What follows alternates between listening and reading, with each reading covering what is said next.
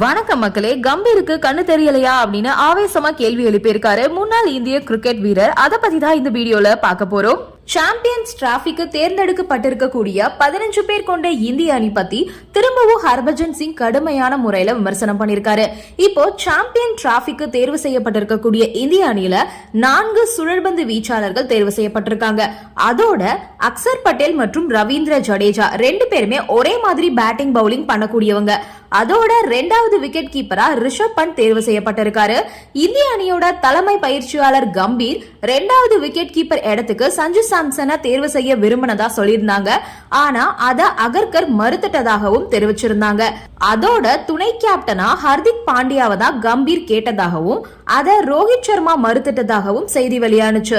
இந்த நிலையில இப்போ ஒரே அணில 4 சுழற்பந்து வீச்சாளர்கள், அதுல 2 பேரு ஒரே மாதிரி பேட்டிங் பவுலிங் செய்யக்கூடியவங்க. 2வது விக்கெட் கீப்பிங் இடத்துக்கு ரிஷப் பண்ட் தேர்வு செய்யப்பட்டிருக்காரு. இந்த விஷயங்கள் எல்லாமே விமர்சனத்துக்கு உள்ளாயிருக்கு. இது பத்தி பேசின ஹர்பஜன் சிங் என்ன சொல்லிருக்காருன்னா, நான் சஞ்சு சாம்சன் பத்தி உண்மையாவே வருத்தப்படுறேன். அவரு தேவையான ரன்களை தான் எடுத்து கொடுத்திருக்காரு. இருந்தாலுமே அவர் அணியில சேர்த்து கொள்ளல. அவரு ஒரு நாள் கிரிக்கெட்ல ஒரு நல்ல ஆவரேஜ் வச்சிருக்காரு, சிறப்பா ஆடிட்டு வராரு. உங்களால 15 பேரை மட்டும்தான் தேர்வு செய்ய முடியும் அப்படின்னு எனக்கு தெரியும். ஆனாலும் அவரோட பேட்டிங் ஃபார்முக்கு நீங்க அவரை 2வது விக்கெட் கீப்பர் இடத்துக்காவது தேர்வு செஞ்சிருந்திருக்கலாம். இப்போ இந்த அணியில சஞ்சு சாம்சன் இல்ல, சஹாலும் இல்ல. நீங்க 4 சுழற்பந்து வீச்சாளர்களை தேர்ந்தெடுத்து வச்சிருக்கீங்க. அதுல 2 பேரு இடது கையில பேட்டிங் பவுலிங் பண்ணக்கூடியவங்க. ஒரு சேஞ்ச்காக நீங்க லெக் ஸ்பின்னரை தேர்வு பண்ணிருக்கலாம். சஹால் அதுக்கு ரொம்பவே பொருத்தமா இருப்பாரு. இந்திய அணிக்கு பொருந்தாத வகையில அவர் என்ன தப்பு பண்ணிட்டாருன்னா எனக்கு புரியவே இல்ல. சஹால பொறுத்த வரைக்கும் டிஃபரெண்டா பால் போடுவாரு, ஆனா அவருக்கு வாய்ப்பு தரல. அப்போ இந்த மிஸ்டேக் எல்லாம் ஏன் பண்றீங்க? கம்பீருக்கு இவங்க 2 பேரை பார்த்தா கண்ணு தெரியலையா அப்படின்னு ஹர்பஜன் சிங் ஆவேசமா பேசியிருக்காரு.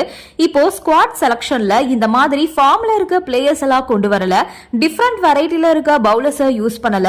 இப்படி செலக்ட் பண்ணீங்க அப்படின்னா நிச்சயமா இந்தியா கப்பு வாங்க முடியாது அப்படின்னு ஹர்பஜன் சிங் விமர்சனம் பண்ணிருக்காரு. இதுக்கு முன்னாடி ஜெய்ஷ்வாலுக்காகவும் ஹர்பஜன் சிங் பேசியிருந்தாரு. ஜெய்ஷ்வாலோட முன்னேற்றத்துக்கு ரோஹித் சர்மா மறைமுக தடையா இருக்காரு அப்படின்னு குற்றச்சாட்டை முன் வச்சிருந்தாரு. கில்லுக்கு வைஸ் கேப்டன் பதவி கொடுத்ததுனால பிளேயிங் லெவல்ல கில் ஆடிதான் ஆகணும். இப்படி ஃபார்ம்ல இல்லாத பிளேயருக்கு கேப்டன் பதவியை கொடுத்து வலுக்கட்டாயமா ஆட வைக்கிறீங்க. இதனால ஜெய்ஷ்வாலுக்கு வாய்ப்பு கிடைக்க போறதே இல்ல. இதன் மூலமா ரோஹித் சர்மா மறைமுகமா ஜெய்ஷ்வாலோட முன்னேற்றத்துக்கு தடையா இருக்காரு அப்படின்னு பேசியிருந்தாரு ஹர்பஜன் சிங்.